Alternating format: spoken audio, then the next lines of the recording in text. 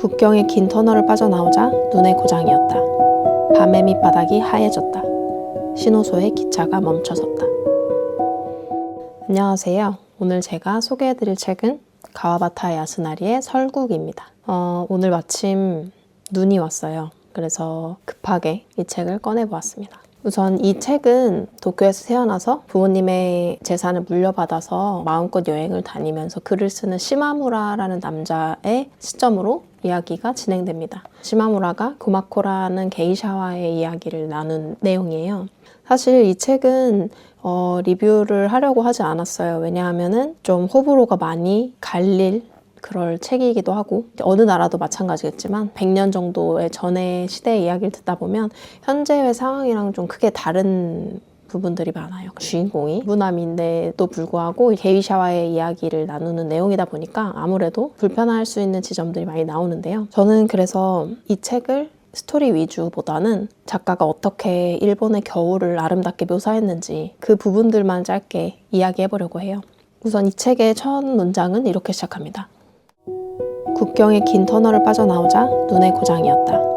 밤의 밑바닥이 하얘졌다. 신호소에 기차가 멈춰섰다. 그냥 정말 첫 페이지를 피자마자 나오는 한 문장인데, 이 문장으로 작가가 노벨문학상을 받았다는 말이 나올 정도로 우리가 마치 기차를 타고 이 소설 안으로 들어가는 것처럼 몰입감을 주는 한 문장이었던 것 같아요. 이 눈이라는 게 먹먹하게 하는 요소가 있죠. 눈이 펑펑 오는 날에 바깥에 서 있어 보신 적 있으시죠? 그러면 마치 뭔가 세상이 멈춘 것 같고 고요하고, 그게 그냥 단순히 분위기가 아니라는 걸 알고 계시나요? 한강 작가님을 작별하지 않는다 해서 이야기를 처음 들었는데, 수많은 결속으로 생겨난 가지들 사이에 텅 빈 공간 때문에 눈송이는 가볍다. 그 공간으로 소리를 빨아들여 가두어서 실제로 주변을 고요하게 만든다. 눈의 입자는 부피는 크지만 그 속은 굉장히 비어있다고 해요. 눈의 입자가 소리를 빨아들여서 실제로 먹먹하게 들린다고 해요. 그래서 이렇게 이 문장을 접했을 때 소리들이 멎어지고 먹먹하고 조용해지는 것 같은 느낌, 그것이 정말 과학에 기반한 사실이라는 거, 눈의 그런 속성이 되게 아름답게 생각되는 것 같아요. 이렇게 열차 안에서 시마무라는 요코라는 한 여자를 발견하게 됩니다. 그 요코는 어떤 남자를 극진하게 간호를 하고 있었는데요. 시마무라는 차창을 구경하면서 풍경을 바라보지만 요코도 같이 함께 관찰을 하게 됩니다. 12페이지예요. 거울 속에는 저녁 풍경이 흘렀다. 비춰지는 것과 비추는 거울이 마치 영화의 이중 노출처럼 움직이고 있었다. 등장인물과 배경은 아무런 상관도 없었다. 게다가 인물은 투명한 험으로, 풍경은 땅거미의 어슴푸레한 흐름으로 이 두 가지가 서로 어우러지면서 이 세상이 아닌 상징의 세계를 그려내고 있었다. 특히 처녀의 얼굴 한가운데 야산의 등불이 켜졌을 때 시마무라는 뭐라 형용할 수 없는 아름다움에 가슴이 떨릴 정도였다. 거울 속에는 저녁 풍경이 흘렀다. 이 거울이라는 게 기차의 창문을 얘기하는 것인데, 창밖을 바라보면 밝을 때는 밖이 지금처럼 이렇게 잘 보이지만 해가 지면 나 자신이 보이죠. 창은 거울이 되죠. 우리도 지하철도 너무 많이 타고 버스도 너무 많이 타고 하면서 창에 비춰지는 나의 모습, 또 이 버스 안의 모습들을 보기도 하잖아요. 얼굴을 내가 창에 비춰서 외모를 체크를 했을지언정 거울이라고 생각을 못했던 것 같아요. 이 시간은 완전히 깜깜한 저녁은 아닌 것 같고 살짝 저녁이 돼가는 해질녘의 시점인 것 같은데, 비춰지는 것, 저녁 풍경이 보이면서도 또 비추는 거울이, 그러니까 마치 두 세계가 공존해서 보여지는 것 같이 표현하고 있어요. 처녀의 얼굴 한가운데 야산에 등불이 켜졌다고 해요. 이 등불이라는 것은 보이는 풍경에서 집이나 어떤 가게에 불이 들어오는 것이었겠죠. 그 불이 마침 요코의 얼굴에 비쳐서 불이 들어왔었던 것인데, 풍경에만 집중한 것도 아니고 요코만을 본 것도 아니고 동시에 우리가 감상할 수 있다면 재밌지 않을까요? 창밖 풍경이? 또 소리에 관한 얘기로 게이샤인 고마코는 사미셴을 즐겨서 연주를 하는 사람으로 나와요. 64페이지에 이런 날은 소리가 달라요 하고 눈 온 뒤 맑은 하늘을 올려다본 고마코가 말한 적이 있었다. 공기가 다른 것이다. 극장 벽도 없고 청중도 없고 도시에 먼지도 없어 소리는 다만 깨끗한 겨울 아침을 맑게 지나며 멀리 눈 쌓인 산들까지 곧바로 울려 퍼졌다. 이제 시마무라 앞에서 고마코가 샤미센을 연주하게 되는데 소리가 다르다라고 표현을 해요. 눈조차도 소리가 다르게 들리게 한다면 정말 맑은 공기에서 듣는 연주, 실제로 소리가 다르지 않을까요? 굉장히 청명하고 여기서 표현된 대로 맑고 깨끗할 것 같더라고요. 여기서 과장되게 눈 쌓인 산들까지 곧바로 울려 퍼졌다고 하는데 자연의 울림으로 굉장히 멀리까지 샤미센 소리가 들리지 않았을까. 이렇게 정말 공기마저 포착해서 표현을 해주고 있는 작가가 너무 대단하다고 생각이 들었어요. 또 41페이지에는 겨울의 밤을 표현을 하고 있어요.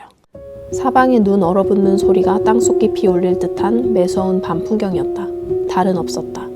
거짓말처럼 많은 별은 올려다보노라니 허무한 속도로 떨어져 내리고 있다고 생각될 만큼 선명하게 도드라져 있었다. 별무리가 바로 눈앞에 가득 차면서 하늘은 마침내 저 멀리 밤의 색깔로 깊어졌다. 서로 중첩된 국경의 산들은 이제 거의 분간할 수 없게 되고 대신 저마다의 두께를 잿빛으로 그리며 별 가득한 하늘 한 자락에 무게를 들이우고 있었다. 모든 것이 맑고 차분한 조화를 이루었다. 정말 눈이 얼어붙는 소리가 귀에서 들리는 것만 같죠? 이런 모든 표현들이 솔직히 이 게이샤와의 이야기가 좀 흐름을 방해하거든요. 오히려 이 풍경을 좀 느끼고 싶은데 이해할 수 없는 이 시마무라의 행보에 그만 포기할까 싶다가도 이렇게 중간중간 나오는 이 겨울에 대한 묘사가 또 다시 빠져들게 하는 요소가 되었어요, 저한테는. 마지막으로 겨울의 옷감인 지지미에 대한 이야기가 나와요. 136페이지에 보시면 그토록 고생한 무명의 장인은 이미 죽은 지 오래고 아름다운 지짐이만이 남았다. 여름에 서늘한 감촉을 주는 시마무라 같은 이들의 사치스러운 옷으로 변했다. 그다지 신기할 것도 없는 일이 시마무라에게는 문득 신기하게 여겨졌다. 온 마음을 바친 사랑의 흔적은 그 어느 때고 미지의 장소에서 사람을 감동시키고야 마는 것일까? 시마무라는 강기 아래에서 거리로 나왔다. 지짐이가 뭔가 검색을 해봤어요.